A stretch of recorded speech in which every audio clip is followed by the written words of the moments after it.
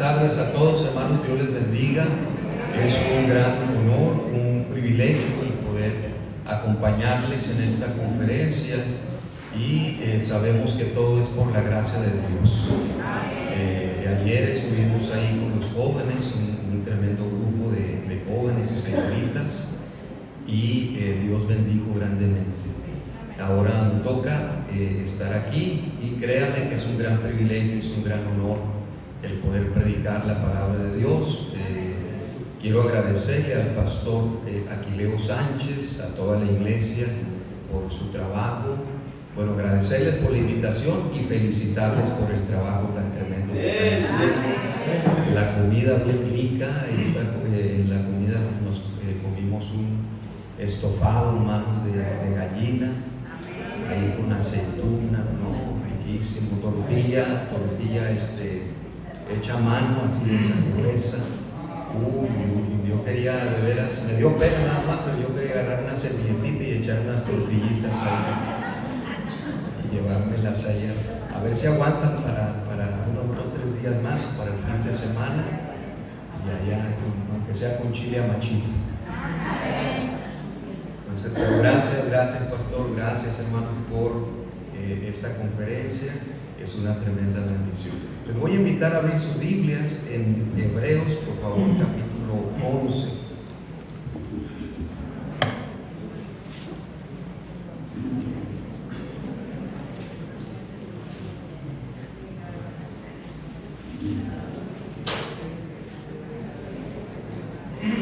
Hebreos capítulo 11. Y una vez que lo encuentre, voy a pedirle que me ayude en la lectura, versos del 1 al 6, por favor. Hebreos capítulo 11. A ver si puedo tomar aquí el micrófono un poquito, porque creo que aquí está fijo, ¿verdad? Aquí bueno, pero aunque sea este pedacito de tolerancia para tener la libertad de movernos un poquito. Hebreos capítulo 11, versículos del 1 al 6. Muchas gracias. De manera alternada, por favor. Dice: es pues la fe, la certeza de lo que se espera, la convicción de lo que no se ve. Porque en ella alcanzamos lo que se oye los antiguos. Por la fe entendemos haber sido constituido el universo por la palabra de Dios, de modo que lo que se ve fue hecho de lo que no se veía. Por la fe ofreció a Dios más excelente sacrificio que Caín, por la cual alcanzó testimonio de que era justo, dando Dios testimonio de sus ovejas, y luego aún habla por él. Por la fe Enoc fue traspuesto para no ver muerte, y no fue hallado porque lo traspuso Dios. Y antes que fuese traspuesto, tuvo testimonio de haber agradado a Dios. Pero sin fe es imposible agradar a Dios. Es necesario que el que se acerca a Dios crea que le hay y que es galardonador de los que le buscan. Amén, hermano. Dice: pero sin fe es imposible agradar a Dios. Pero sin fe es imposible agradar a Dios. Quiero hablarles, hermanos, acerca de la fe que le agrada a Dios. ¿Cuál es la fe que le agrada a Dios? Vamos a orar, vamos a pedir que el Señor bendiga su palabra. Por favor, incline su rostro, cierre sus ojos, vamos a orar. Bendito Señor y Padre nuestro, damos gracias por la bendición de tu palabra. Gracias, Señor, por lo que tú ya has hecho en esta conferencia.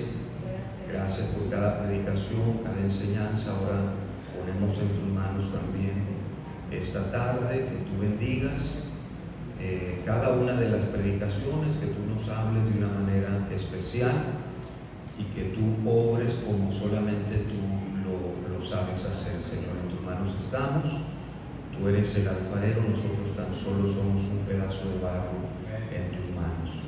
Te lo pedimos en el nombre de Cristo Jesús. Amén. Amén, hermano. Gracias. Puede sentarse. Hebreos capítulo 11 se le conoce como, alguien ha dicho que se le puede titular el Salón de la Fama de los grandes hombres y mujeres de fe. Aquí podemos ver en todo el capítulo aquellos grandes siervos de Dios, aquellos grandes hombres y mujeres que por fe alcanzaron promesas, por fe conquistaron reinos, nos dice el mismo capítulo, por fe taparon bocas de leones, lo hicieron por la fe.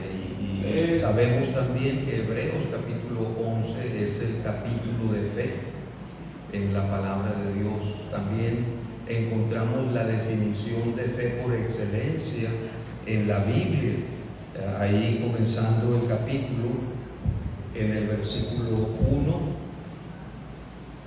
nos dice aquí: es pues la fe la certeza de lo que se espera, la convicción de lo que no se ve. Eso es la fe.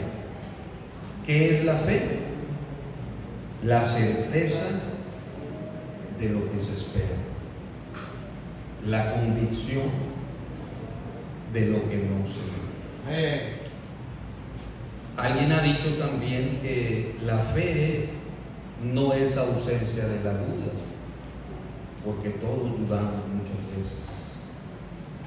Fe es creer 1% más de lo que usted duda. Y si nosotros podemos tener esa fe, la Biblia dice como un granito de mostaza, y creemos, aunque sea 1% más de lo que yo dudo, esa es la fe que Dios quiere ver en nosotros, y que aún la palabra de Dios enseña puede mover montañas, puede hacer grandes cosas. Un misionero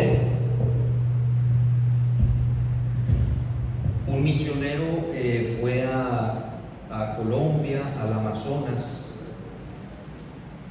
y él quería ganar a una tribu que se llama los motilones, no los mandilones, sino los motilones. Y bueno, una de sus tareas era darles la palabra de Dios.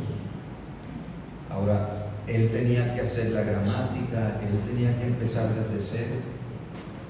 Entonces, cuando llegó en la Biblia a la palabra fe, se encontró con un problema, que en realidad esa tribu ni siquiera tenía el concepto de esa palabra en su lenguaje. Entonces, él quería enseñarles a ellos la palabra fe para plasmarla en la palabra de Dios, para darles la palabra de Dios. Y él se dio cuenta de algo. Resulta que los motilones, allá en la selva del Amazonas adentro, ellos duermen en hamacas. Yo no sé cuántos aquí duermen en hamacas, le gusta dormir en la hamaca en la noche. No le dé pena, nada más. Levante su mano. Hay varios hermanos aquí, sobre todo en la península, ¿verdad? Allá en Campeche, en Yucatán, allá la mayoría de la gente duerme en hamaca. Una vez fuimos a una conferencia allá a Campeche, y ya las hermanas las hospedaron en un cuarto, luego los varones en otro cuarto, y había una hamaca en ese cuarto. Y bueno, yo ya había agarrado mi colcha, me había acostado en el piso, pero los hermanos dijeron: pastor, no, a usted le va a tocar la hamaca. Le dije: la verdad, hermano, yo no sé dormir en hamaca, nunca he dormido en hamaca, yo prefiero dormir en el piso. No, pastor, baje usted la hamaca. Bueno, me insistieron tanto y les dije, está bien, hermanos. Me acosté en la hamaca, me daba vueltas, trataba yo de acomodarme. ¿Cómo me acomodo? Y ya logré acomodarme un poquito. Pasaron 10 minutos cuando algo tronó. Mi espalda pegó contra el piso. Todavía me duele el golpe. Ahí quedé por un momento sin aire. Dije yo, jamás vuelvo a dormir, hermano. Ahora imagínense, hermano, los motilones. Ahora, lo que le llamó la atención al misionero no era que durmieran en la hamaca, que colgaban la hamaca arriba de los árboles 3, 4, 5 metros. Arriba de los árboles por las fieras salvajes. Tenían que dormir allá arriba. Y el misionero dijo, yo no he visto más prueba de evidencia de la fe que eso. ¿Cómo dormir, descansar tan tranquilos? 4 o 5 metros de altura. ¡Wow! Eso requiere mucha fe. Entonces tradujo la palabra fe. ¿Sabe cómo la tradujo? Cuelga tu hamaca en Dios. Y hermanos, es una manera sencilla de decirlo. Fe es colgar tu hamaca en Dios. Tus preocupaciones, tus penas, tu vida, tus circunstancias, ponerlas en las manos de Dios, en las promesas de Dios, y descansar en Él. Amén. Hermanos, eso es fe. La Biblia dice que sin fe es que, hermanos, es imposible agradar a Dios. Vean, es imposible agradar a Dios. ¿Por qué? Porque es necesario que el que se acerca a Dios crea que le hay y que es galardonador de los que le buscan. Por eso, hermano, cuando cantamos, cantemos con fe para agradar a Dios. Cuando demos una ofrenda, hagámosla de la misma manera, con fe, para agradar a Dios, creyendo que Él es el proveedor, creyendo que mi Dios pues suplirá todo lo que os falta conforme a sus riquezas en gloria en Cristo Jesús. Cuando ganamos almas, vayamos a ganar almas, a tocar puertas con fe, creyendo que Dios va a cumplir su palabra, creyendo que habrá gente salva, creyendo que va a hacer la obra. En fin, cuando vengamos a la iglesia a escuchar la palabra de Dios, vengamos con fe, creyendo que Dios va a bendecir mi familia, que Dios va a bendecir mi vida a través de su palabra. Venga con fe. Y a propósito, la fe viene ¿por qué, hermanos? Por el oír la palabra de Dios. Sin fe es imposible agradar a Dios. Ahora, ¿cuál es la fe que le agrada a Dios? Rápidamente, en primer lugar, una fe no fingida. Mira lo que dice Primera de Timoteo, por favor.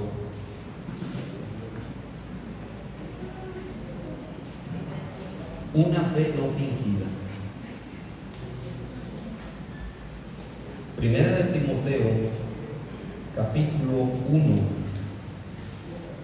versículo 5. Dice, pues el propósito de este mandamiento es el amor nacido de corazón limpio y de buena conciencia. ¿Y qué dice ahí, hermanos? Y de fe no fingida. También segunda de Timoteo, el mismo capítulo 1, pero en segunda de Timoteo, también el versículo 5 dice, trayendo a la memoria la fe no fingida. Vean, trayendo a la memoria la fe no fingida que hay en ti, la cual habitó primero en tu abuela Loida y en tu madre Eunice, y estoy seguro que en ti también. está elogiando, reconociendo la fe de Timoteo. Pero algo que me llama la atención, hermanos, que esa fe, digamos que fue transmitida de generación en generación. ¿Sabe por qué? Porque era una fe genuina, era una fe no fingida. Y esa es la fe que le agrada a Dios. Una fe no fingida. Yo doy gracias a Dios. Les hablaba esta mañana a los hermanos ahí en una de las enseñanzas por el testimonio de mi suegro. Mire qué hermoso es que mis suegros, mi suegro es pastor Clemente Morales. Él está ahí sirviendo al Señor en Dolores Hidalgo, Guanajuato, ya por más de 40 años ha estado sirviendo al Señor. Tiene tremendo testimonio. Yo les platicaba un poquito a los hermanos esta mañana. Él fue salvo en Estados Unidos, él recibió a Cristo y se vino casi a los 3-4 meses de ser salvo. Y hermano, la verdad es que no sabía muy bien leer, pero no sabía escribir. No sabía muy bien escribir, pero aún así al poquito tiempo se fue a un instituto bíblico y así ahí aprendió a escribir prácticamente en el instituto bíblico, y Dios le está usando grandemente ya por más de 40 años. Y qué hermoso que mire por generación tras generación,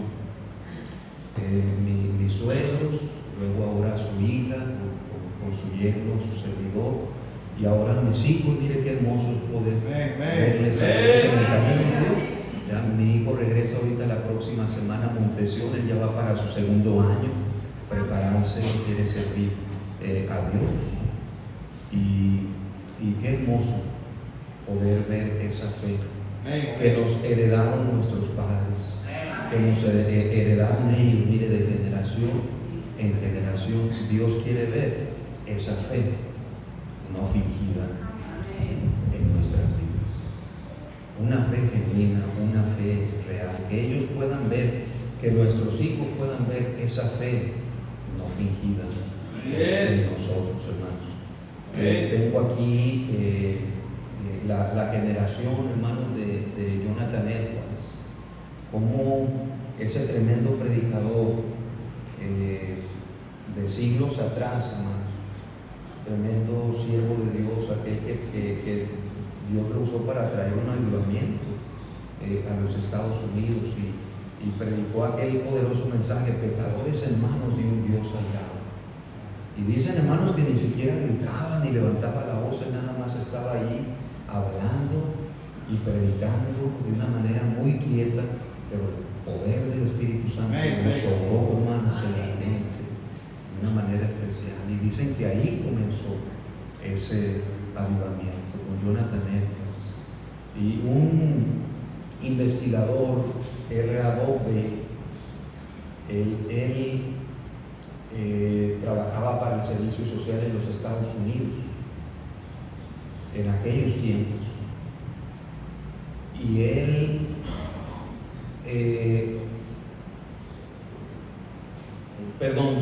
con el tiempo después de Jonathan Edwards, estoy hablando de 1874, él investigó a una familia, la familia Jones. Max Jones y su hermano se casaron con dos hermanas, y ellos rechazaron los principios de la palabra de Dios en 4 generaciones. Una familia de maleantes, como les decimos aquí. Tuvieron 1026 descendientes. Y lo que a él le llamó la atención al investigador es que en la cárcel, en la misma cárcel, estaba el abuelo, estaba el padre y estaba el nieto, en la misma cárcel. O sea, algo terrible. Y después se puso a investigar esa familia de qué habían hecho, de todos los descendientes, por lo menos en esas 3 generaciones, en 4 generaciones, llegó a la 4ª generación. y encontró 1026 descendientes,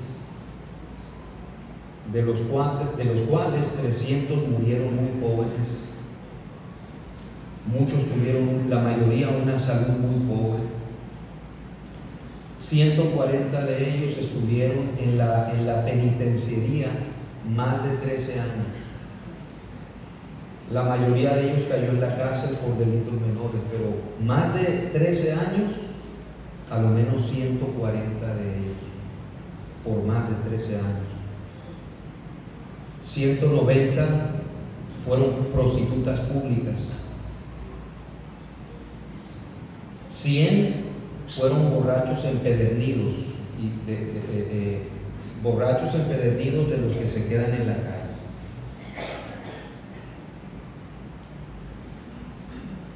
Y le costó al estado de Nueva York $1.200.000. Él hizo los cálculos. O sea, qué terrible.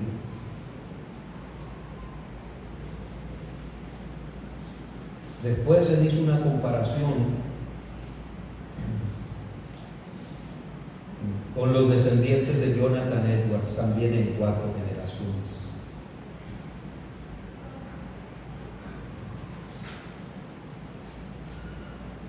De 1724 descendientes, de 729 descendientes, 300 fueron hermanos predicadores. Son casi la mitad. Predicadores, pastores. 65 fueron los que no fueron predicadores, de los demás 65 profesores de universidad, 60 autores de libros, escritores, 3 hombres en el Congreso de los Estados Unidos y un vicepresidente de los Estados Unidos. Un descendiente de Jonathan Edwards llegó a ser vicepresidente de los Estados Unidos. Y no costó al Estado ningún centavo, al contrario, ellos aportaron. Aportaban. Pero vea cuál es la diferencia. Una fe no fingida. Amén. Que se hereda de generación en generación. Que Dios nos permita tener esa fe no fingida. Esa es la fe que le agrada a Dios. Es la fe que Dios quiere ver en nosotros. Una fe no fingida. Pero también una fe victoriosa. Mire, Primera de Juan, capítulo 5. Primera de Juan, capítulo 5, versículo 4. Dice: porque todo lo que es nacido de Dios vence al mundo. Y esta es la victoria que ha vencido al mundo. ¿Qué dice ahí, hermanos? Nuestra fe. Porque todo lo que es nacido de Dios vence al mundo. Y esta es la victoria que ha vencido al mundo, nuestra fe. Esa es la fe que Dios quiere ver en nosotros. Una fe que vence el pecado, una fe que vence al mundo, una fe que vence la tentación. No creo, hermano, que Dios te haya salvado para que te quedes postrado en el desierto como el pueblo de Israel. No creo que Dios te haya salvado para que te quedes en tu desánimo, para que te quedes ahí tirado en el suelo. Dios nos sacó del mundo haciendo o espiritualizando con el pueblo de Israel. Dios nos sacó de Egipto, Dios nos sacó del mundo. ¿Para qué? Para llevarnos a la tierra que fluye leche y miel, a la tierra prometida. Y la tierra prometida, esa tierra, hermanos, representa la vida abundante que Dios le quiere dar al cristiano. Dios nos quiere dar una vida victoriosa. Para eso Dios nos salvó, para que vivamos la vida victoriosa, para que vivamos la vida abundante. El diablo vino para matar, para robar y para destruir. Vea lo que el diablo está haciendo hoy en día con las familias, con los niños, con los jóvenes, destruyendo el hogar, destruyendo la familia, destruyendo los matrimonios. Pero el Señor dice: pero yo he venido para que tengan vida y vida en abundancia. Una vida abundante, abundante amor, abundante gozo, abundante paz. Solo Dios te lo puede dar. Una vida abundante, una vida en abundancia, una vida llena del Espíritu Santo, una vida en el poder de Dios, una vida victoriosa. Victoria contra el pecado, victoria contra la tentación, victoria contra los problemas, victoria, una vida victoriosa es la que Dios quiere ver en nosotros. Amén. En los hijos de Dios. Una fe victoriosa. Una fe que tiene victoria. Es la fe. Dice la Biblia: somos más. ¿Qué, hermanos? Amén. Más que vencedores, lo dice Romanos 8. Recordando aquí Romanos 8. Somos más que vencedores. ¿Por medio de quién, hermanos? Por medio de aquel que nos amó.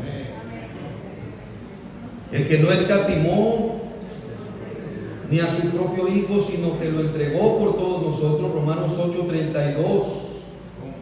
¿Cómo no nos dará también con Él todas las cosas? ¿Qué no nos puede dar, hermanos? El Señor, decía el pastor: si nos dio el cielo y la tierra, ¿qué imposible habrá para Dios? Si nos dio su Hijo, hermano, ¿qué no nos podrá dar el Señor? ¿Qué no podrá hacer el Señor? Versículo 31. ¿Qué pues diremos? Romanos 8:31. ¿Qué pues diremos a esto? Amén, hermanos. Si Dios es por nosotros, dice ahí, ¿quién contra nosotros? Vean, si Dios es por nosotros, ¿quién contra nosotros? Mire qué hermoso. No solamente Dios está con nosotros, pero está en nosotros, y más, está por nosotros. Es decir, Él pelea nuestras batallas. David le dijo a Goliat: mira, ¿sabes qué, Goliat? Tú vienes a mí con espada, con lanza y jabalina, pero yo no vengo en mis fuerzas, yo vengo en el nombre de Jehová de los ejércitos, y de Él es la victoria, y Él me va a dar la victoria. Usted conoce la historia de cómo David ahí le lanza aquella piedra con su honda, y la piedra va directa a la cabeza y vence a Goliat. David, Goliat, yo no vengo a ti con espada, con lanza o con jabalina, yo vengo en el nombre de Jehová de los ejércitos, y Él me dará la victoria. Y Dios le dio la victoria a David contra todo pronóstico. Nadie pensaba que David tendría la victoria, pero Dios le dio la victoria. Una vida victoriosa.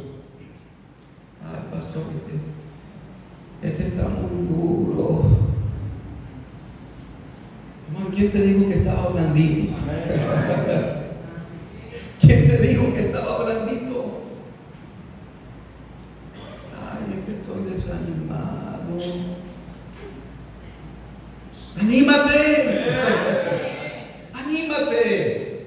Dios nos quiere dar victoria. Dios quiere ver esa fe victoriosa en nuestras vidas. Victoria contra el desánimo, victoria contra la amargura, victoria contra el rencor, victoria contra el pecado. Dios nos quiere dar victoria. Esa es la fe que Dios quiere ver en nosotros. Esa es la fe que le agrada a Dios. Una fe victoriosa. Somos más que vencedores, dice el versículo 37. Antes, en todas estas cosas somos más, no vencedores, más que vencedores. ¿Por medio de quién, hermanos? Por medio de aquel que nos amó. Es Él el que nos da la victoria. Es Él el que pelea nuestras batallas. Y esa es la fe que le agrada a Dios. Y qué hermoso es saber que Él pelea por nosotros. Él está peleando nuestras batallas. No tiene por qué vivir derrotado. No tiene por qué vivir en el desánimo. No tiene por qué vivir cabizbajo. Él pelea nuestras batallas. Me acuerdo en la secundaria, hermanos, era yo un joven Bueno, llegué me acuerdo de esta historia y no se me olvida. Llegué a primero de secundaria y yo era de los que no era buscapleitos, no era buscapleitos, pero sí me buscaba. El que busca encuentra.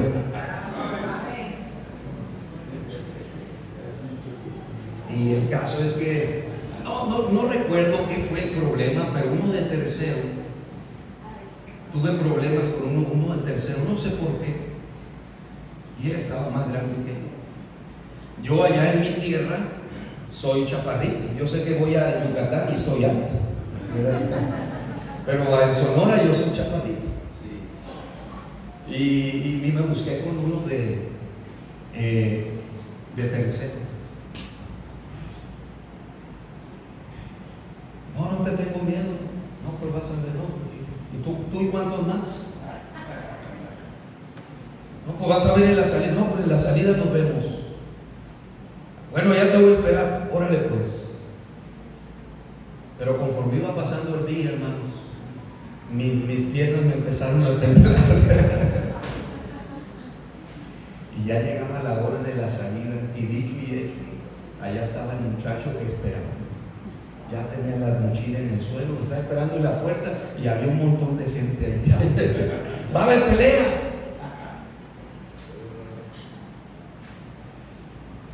Y voy saliendo y se me hace un nudo en la garganta y mis piernas se empiezan a temblar.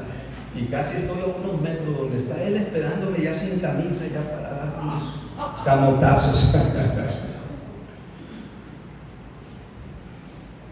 Cuando de repente sale Manuel y Ramón, que están en mi salón, pero deberían de estar en tercero, están grandotes, uno moreno, grande, los más grandes de mi salón, y uno se para delante de mí por un lado y el otro por el otro lado.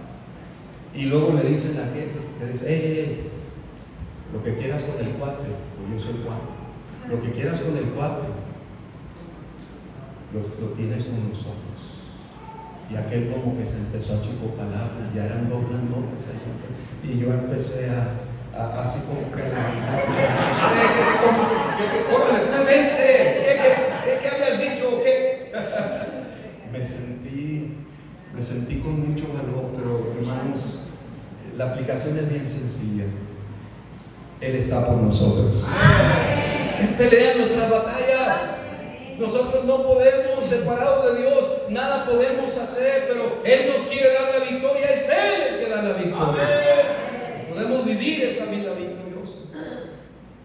¿Cuántos cristianos viven derrotados, apesadumbrados? ¿Cuántos cristianos, hermanos, que parecen aquella plantita?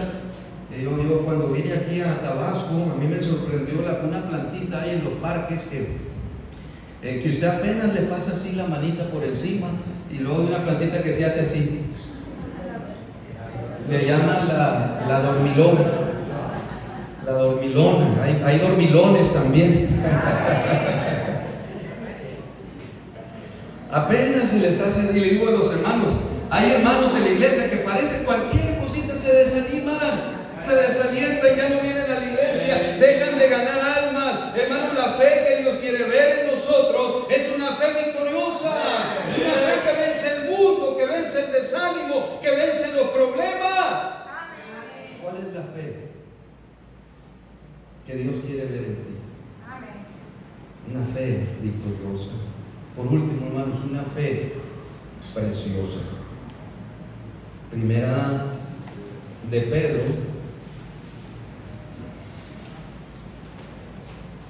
capítulo 1. Cómo me encanta este versículo, primera de Pedro 1:7. Y qué tremenda verdad, hermanos, nos enseña. Dice en versículo 7, primera de Pedro capítulo 1, versículo 7, para que sometida a prueba vuestra ¿qué, hermano? Vuestra fe. Dice, mucho más preciosa que el oro, el cual, aunque perecedero, se prueba con fuego, sea hallada en alabanza, gloria y honra cuando sea manifestado Jesucristo.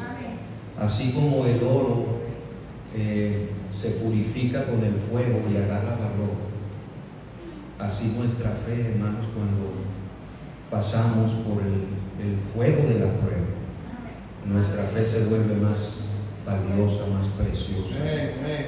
Y Dios va a permitir ese fuego de la prueba para purificar nuestra fe y que nuestra fe se vuelva más preciosa.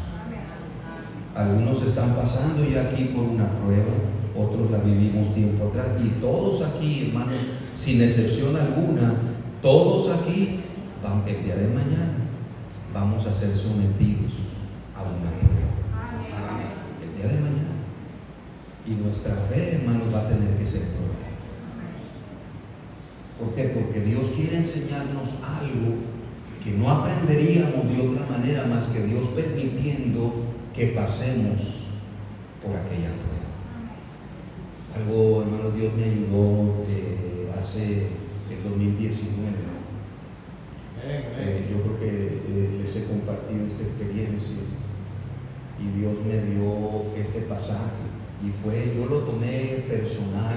Hay versos en la Biblia que usted los toma como que son para usted, ¿verdad? Que usted lo lee y este pasaje, ¿cómo me habló? ¿Cómo Dios? Y yo recuerdo pasando por esa prueba, nuestro hijo que está ahorita preparándose para ser predicador, él estuvo hospitalizado casi un mes, y entre la vida y la muerte, y fue, hermanos, algo terrible para mi esposa y para mí. Y yo recuerdo en una de esas mañanas, una pesadilla, es dormir, hermano, y mi esposa día y noche en el hospital,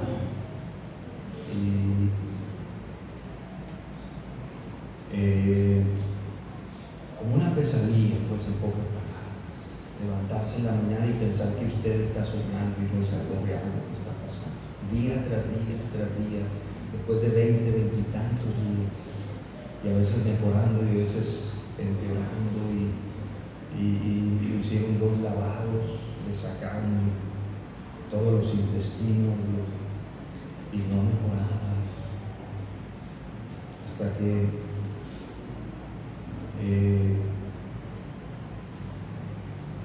yo tuve que decirle a la enfermera, por favor, déjeme, yo tengo que ayudar a mi esposo, ya ella tiene más de 20 y tantos días, ya no puede, aunque sí, alguna hermana de vez en cuando la turnaba y la ayudaba.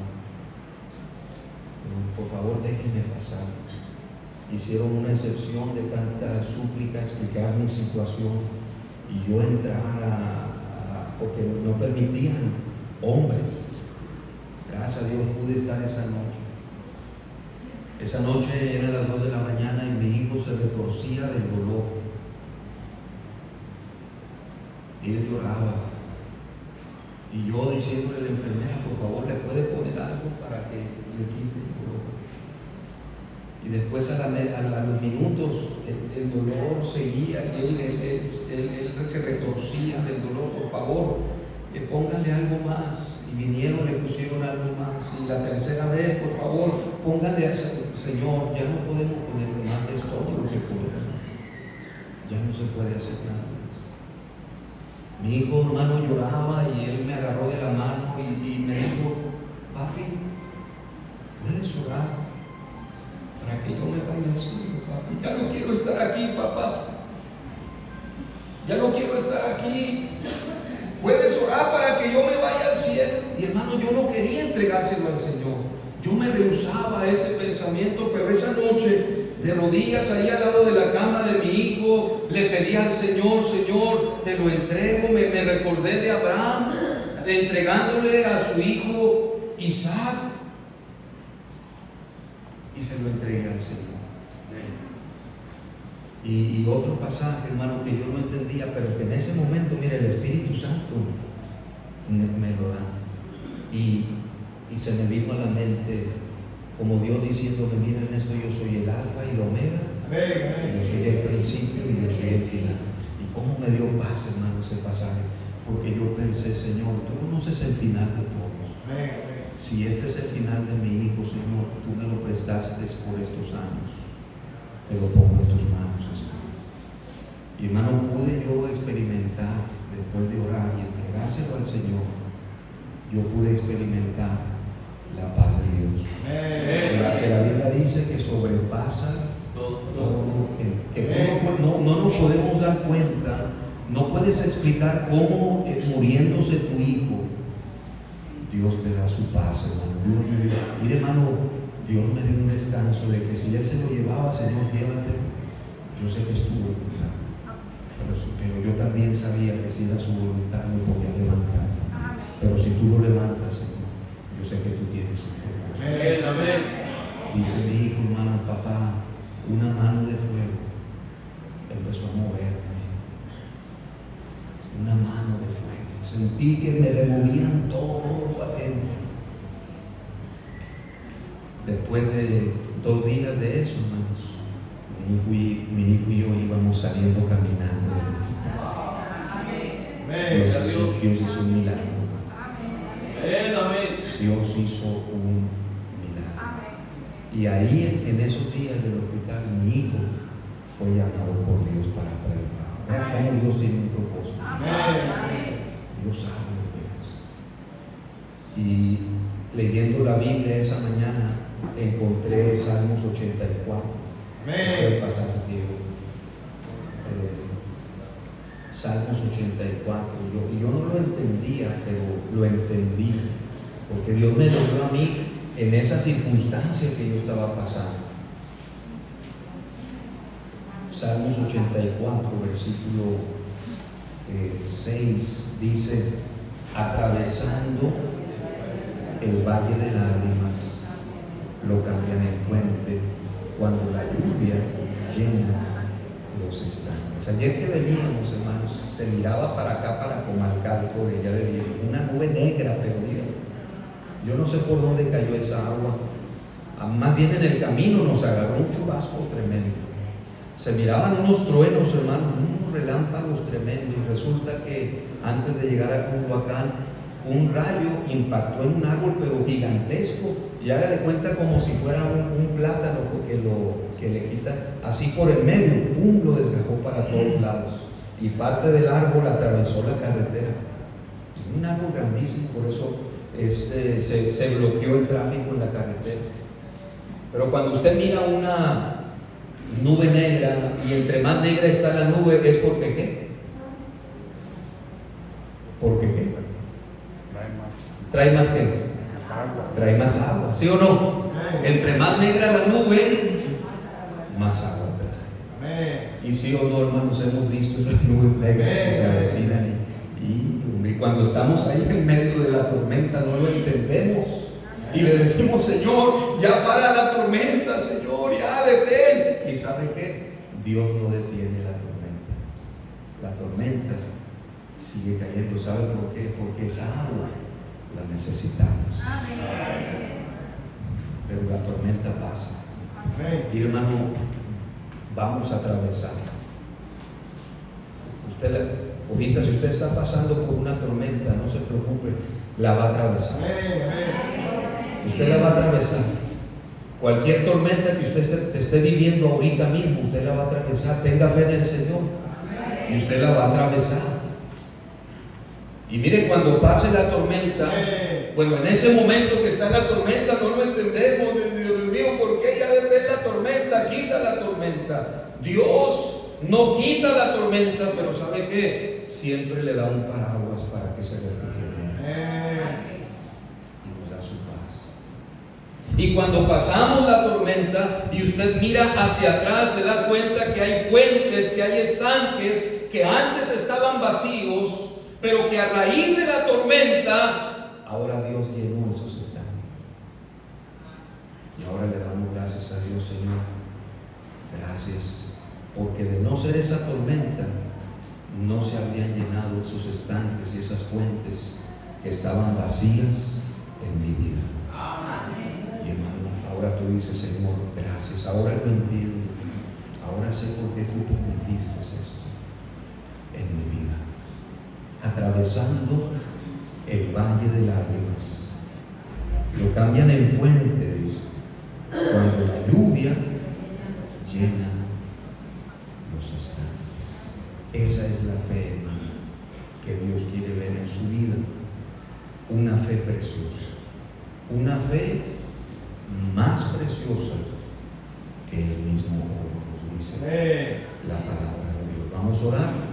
Bendito Señor y Padre nuestro, damos gracias, Señor, por tu palabra.